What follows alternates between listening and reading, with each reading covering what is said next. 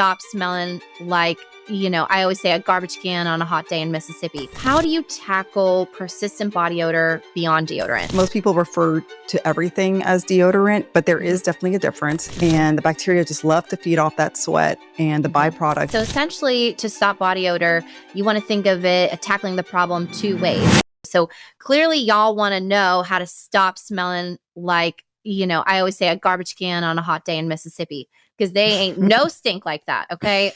Yeah. Okay.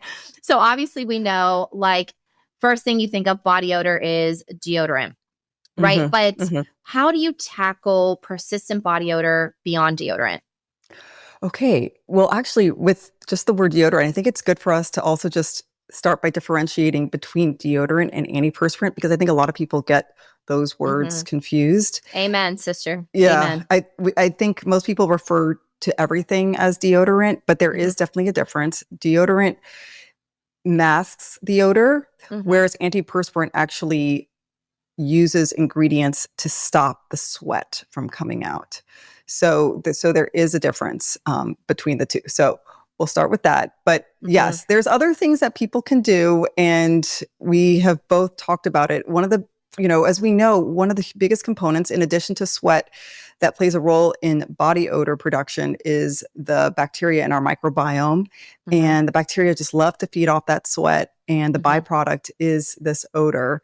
So doing things to alter the microbiome or to fight some of that bacteria.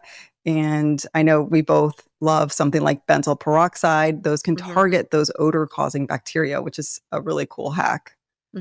Yeah. There's so other ingredients too. Right. So essentially, to stop body odor, you want to think of it tackling the problem two ways. You either want to get rid of the bacteria that cause the odor, or you want to eliminate their diet, which is the things in your sweat, right? So you either stop the sweat or you get rid of the bacteria, or a combination of both. So yeah, it is very important. If you want to, this is a different topic, but if you want to focus just only on sweating, you have to make sure that you're using something like an antiperspirant.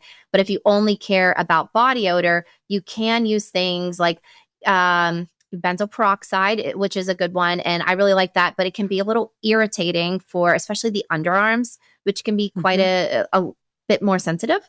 But we can also use something like Hibiclens. We'll talk about that.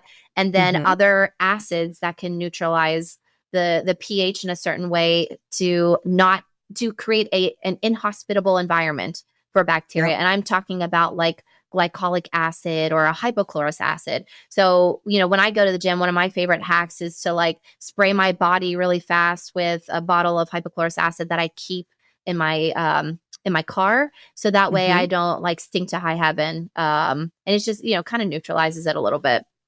Yeah. No, yeah, those are all great tips. So yeah, people can know that there's more that they can do than just stop the sweat to affect the body odor. I think people just think that their sweat is stinky because it's just them and it's their sweat, but it's also the bacteria.